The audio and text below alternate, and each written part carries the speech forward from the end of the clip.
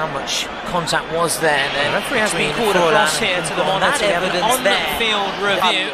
Decisione finale, revoca del calcio di rigore. According to the...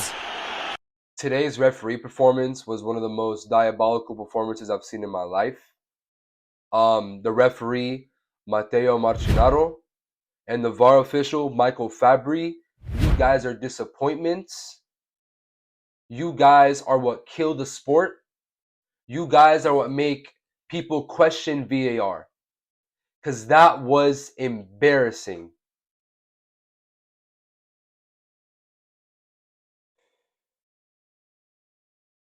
There were at least 4 different penalties that could have been given. One against Rabiot, one against Pulisic, one against Gimenez, and one against Nkunku.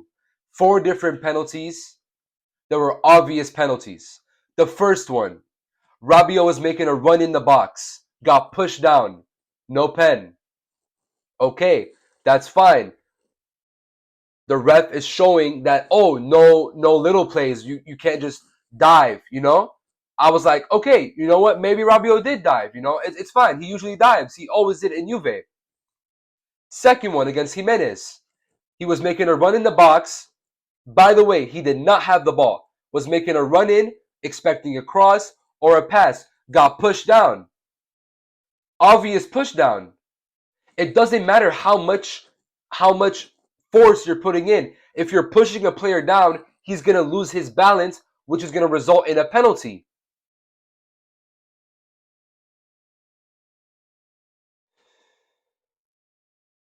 Third one, against Pulisic.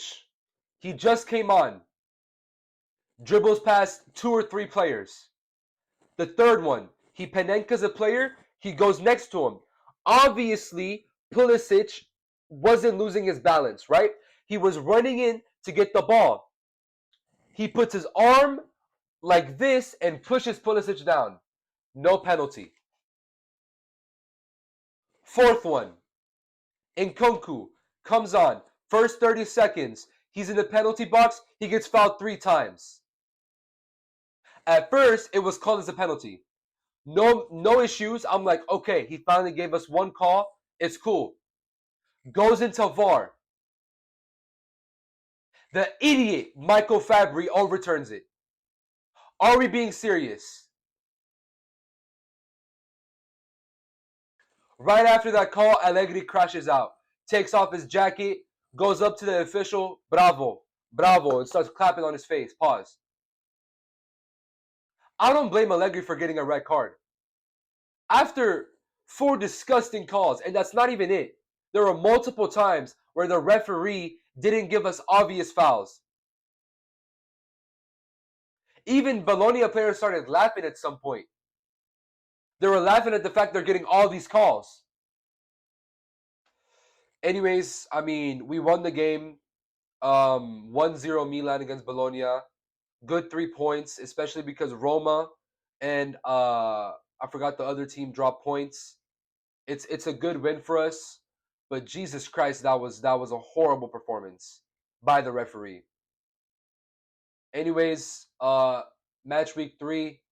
Welcome back to the channel. Let's get into it.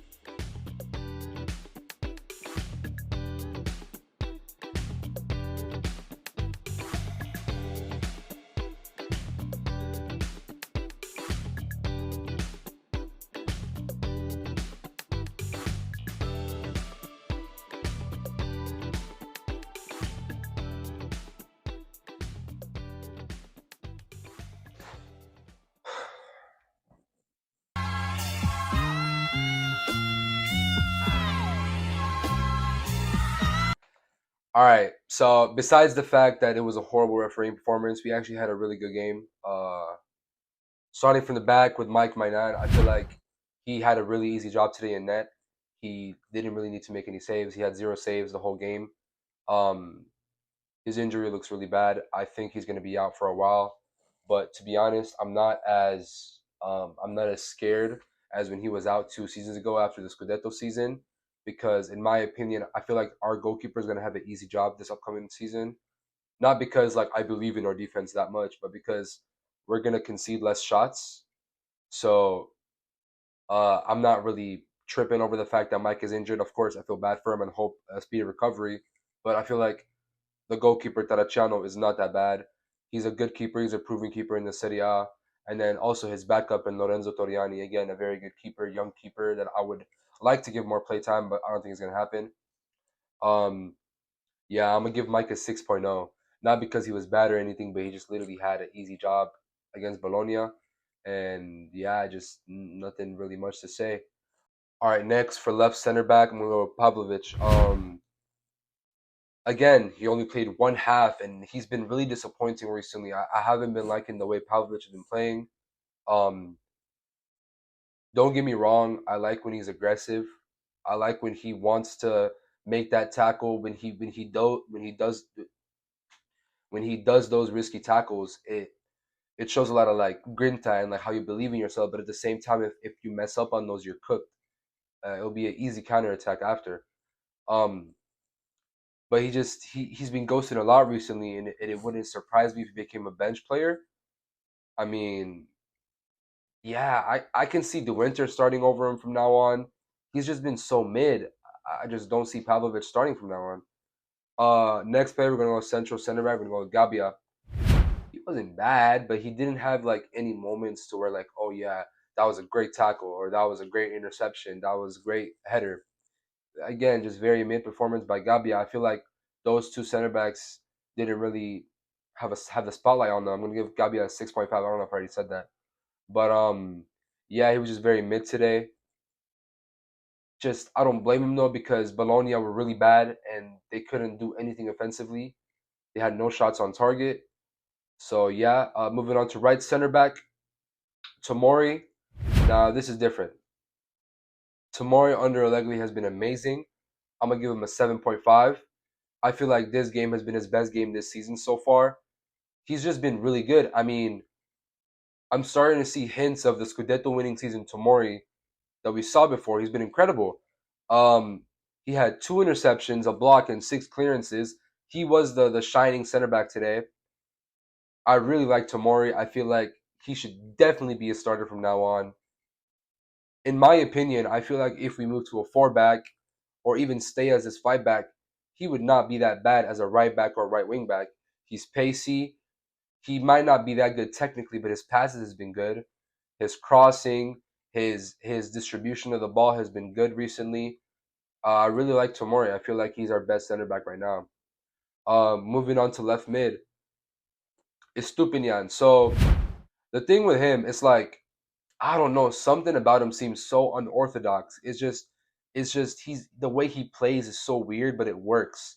I'm gonna give him a 7.0 for today's game. This was one of his better games, but I don't know, man. It's just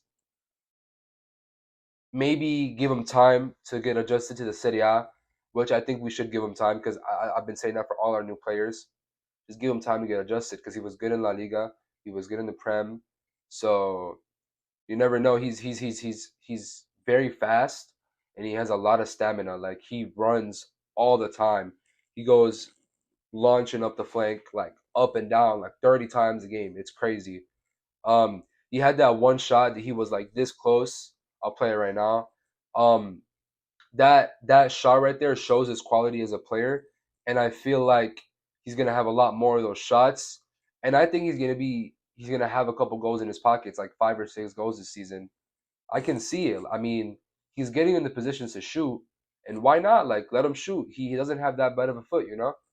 Um, Overall, he had a good game, and I'm excited to show his true ability soon. I feel like there's a higher ceiling in there, even though he's 28. You know, left mids in Serie A basically their prime starts at 30, so I don't mind him. He's gonna be good. Um, Moving on to or left center mid. Sorry, was he left? Yeah, left center mid. Rabiot. This is the reason Rabiot was a starter so soon. It's like even though we knew he'd be a starter, but first game on after like what 2 or 3 days training with Milan, he's exactly what we need from a center mid. His runs into the box are very explosive. He knows how to control the ball well, and I mean overall he's just a physical demon, and it shows that he still has his ability even after missing out on Serie A for like 2 to 3 years to play for Marseille. Um, we got him only for like 9 mil, which is ridiculous. He had 10 duels won in this match.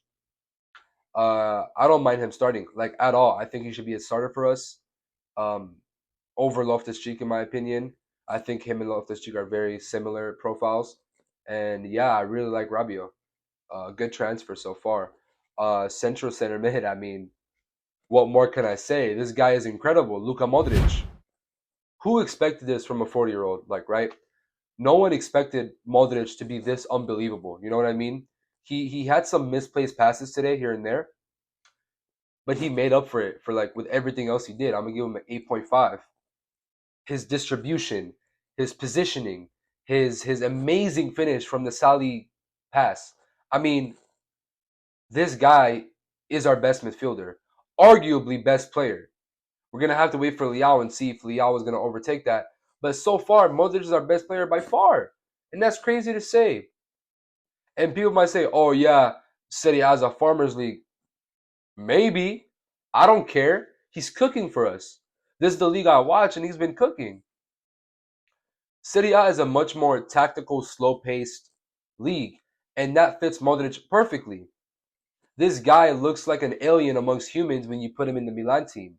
He's so techy. His passes, his dribbling, his flair, his shots. He's crazy. And you saw how much he celebrated after the goal. Wow, man. We have one of the best midfielders of all time in our team now. He's incredible. He's one of my favorite players right now. He's one of my favorite Milan players of all time, and he only played 3 matches. It's crazy. In my opinion, he is going to be the best midfielder in the Serie A by far. De Bruyne, not better than him. Barella, not better than him. Modric will become best midfielder in Serie A. He might win the award even though I gave it to De Bruyne in my predictions. It's crazy unless somehow out of nowhere he has this crazy drop off, which I don't think is going to happen anytime soon. Maybe in 2 years, but he can still play at a high level, like insanely high level. I can even see him staying next year even and retiring with us, hopefully. But yeah, next player, I'm gonna go Fofana. Oh my god, 6.0. To be honest, I don't know what Allegri sees in him. I mean, he's not like bad, but like, damn, we have an Italian national team starter on our bench in Samuel Ricci, and you'd rather start this guy? Don't get me wrong, Fofana isn't bad, but it's just like I'd rather have Ricci as that deep lying playmaker as a 6, push Modric up to become more of a playmaker, advanced playmaker up top, with Rabiot as that physical demon that makes runs. That would be perfect. Rabiot, Modric, Ricci. That's balanced. That's amazing. But he just always wants to start Fofana. It's just weird to me. I mean, it doesn't take a rocket scientist to figure that out, you know? He was mid today. He didn't do anything bad, but he didn't do anything good either. He's just useless. Um, he just doesn't contribute anything to the team. Starting him over Ricci is stupid, but I guess we won, so it's fine. But Allegri better start starting Ricci from now on because Fofana is just not that guy. Okay? You're not that guy, pal. Trust me. You're not that guy. Okay. All right, for right mid, Sally Makers. This guy has been goated. I really like Alexis so far. I feel like he's proving all the guys wrong that said, oh, just sell him to Juve. Just give him back to Roma. Give us Tammy. Sally Makers is doing amazing, right? Of course, not everyone is going to know who Sally Makers is. Like, oh, who's that guy? All right, my bad, guys. The video cut off. I think I was talking about Sally Makers. So for Sally Makers, yeah, he's been a beast for us recently. I hope he stays with us for a while. He's a perfect wingback for Allegri, especially under his system. He has that tech that only players like Modric and Leao have, which, in my opinion, is something not everyone possesses, you know? And he has a very high IQ, like even seeking Modric for that assist. It was great. It was a great pass because you can tell when he was in the box, he had multiple choices. He didn't just have Modric, but then he saw Modric running in wide open with so much space. Passed it to Modric. Modric clean finish, you know? I really like Sally Makers. He's going to stay starting, obviously, because if he doesn't, that's just like who's going to start over him. I'm expecting more from him in the future, especially because he has a really high ceiling, and people are gonna start knowing Salamakers now, which is great. For the second striker position, I'm gonna go, of course, Loftus-Cheek. He was okay. He was mid. He wasn't as good as he was the past couple games. I've been defending Loftus-Cheek. I don't think he's that bad of a player. I'm gonna give him a 6.5 rating. I'm still gonna stand by it. I don't think he's that bad, but I think I'm gonna back down a little bit on the fact that I said he should start. I don't think he should start, especially after all these new additions from the transfer window. I think Rabiot and Loftus-Cheek are a very similar profile, and in my opinion, I think we should play Rabiot as that left center mid, obviously. Right center mid can be Modric, CDM can be Ricci, right? With having Rabiot as that guy that makes those runs into boxes like Loftus-Cheek, right? I don't think Loftus-Cheek should be a cam or a second striker. I think Loftus-Cheek should come on for Rabiot, be a bench player, but also like a rotation player. So sometimes you can be starting Loftus-Cheek. Let's say Rabiot gets injured, boom, put Loftus-Cheek in. So I still believe him. I still believe in him, but yeah. I mean, I don't think he should start no more, especially with Nkunku, with Rabiot, with Ricci, with Jashari. It's just hard for him to find a spot, you know. And I wouldn't be surprised if Loftus-Cheek was sold in the next transfer window, maybe the next one, you know. Last player, Santiago Gimenez. Wow, what a shambolic performance. I'll give him a 5.5. It's just sad, you know. I feel so bad for him. After what Tare said with the whole Dovbyk trade, his confidence has just been so down. Every single time he has a decision to make with a shot or a pass or a dribble or a cut-in, it just sucks. He always makes the wrong decision, no matter what. But then again, he's in his own mind right now. He's been doubting himself recently, and he lost his confidence, you know.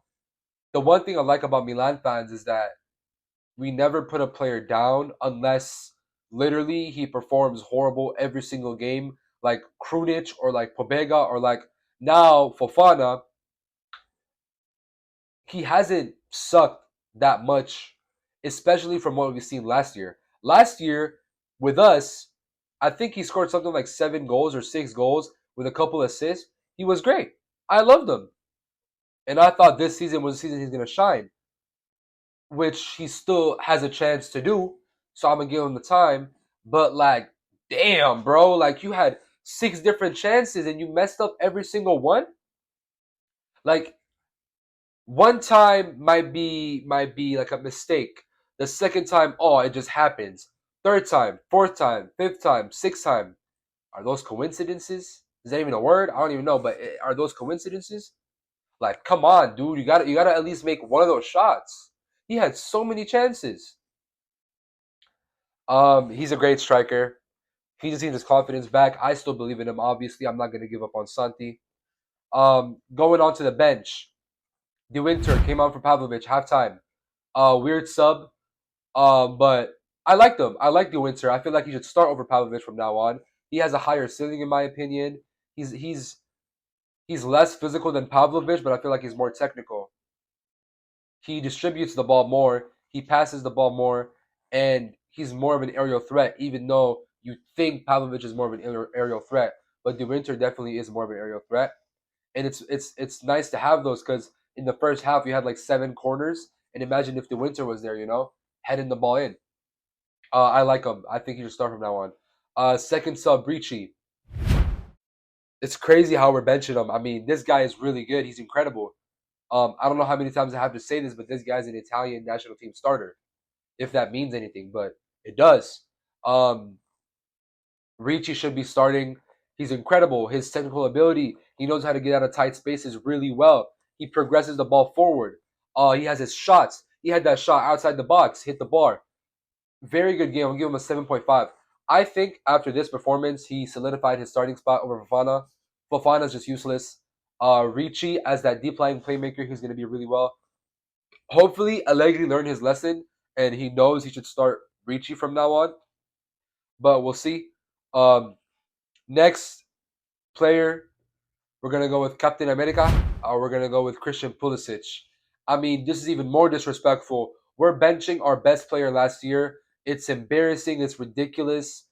It's haram. Like, you can't do that. You can't bench our best player. It's just crazy to me how we're benching him.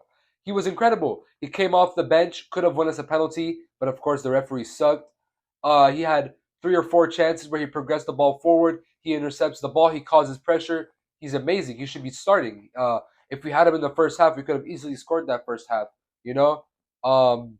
Next player, Nkunku. I'm not gonna give him an official rating because he barely played. You know, but he came off the bench, showed his quality. 30 seconds in, again, could have won us a penalty, but the ref was horrible, but it should have been a penalty. And I think he would have taken that penalty too, especially because, he came on his debut, he won the penalty. Pulisic, little heartwarming moment, would have given it to Nkunku. Nkunku would have smashed it in. It would have been a perfect scenario, right? But the ref had to ruin it. Yeah, Nkunku very well. I think he's going to be a great player for us in the future, very core player. I can see him becoming one of our best. And yeah, moving on, Allegri, right? Allegri, I'm going to give him a 7.5 rating. I think he did really well managing this game today, even though he made some weird starting like Fofana and Loftus-Cheek. But it's cool. We won the game. We played really well. Defensively, we were good. Offensively, we were good. We applied pressure, possession-based football. We played really well. I liked it. Yeah, I mean, the only thing that I would what's the word, that I would critique from Allegri's tactics today was the fact he didn't start Ricci or Pulisic. But at the end of the day, we dominated. It could have easily been a 3-0, 4-0 game. So give credits where credits are due. Bravo, Allegri. 1-0 win, 3 points. Moving on to our MVP, Luka Modric. Again, man, he's just racking these up. He's racking all these MVPs up by extra time talk. He's going to probably be our MVP by the end of the season. You never know. But so far, he's been incredible. Especially this game, which I think has been his best game yet. But I think there's more to come. I can see him dropping even better performances than these. Next up, LVP, Santi Gimenez. He's racking these up too. I mean, it's just sad at this point.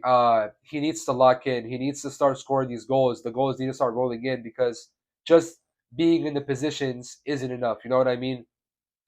I still believe in him. I still believe he can crack that 10, 15 goals this season. He still has time, you know?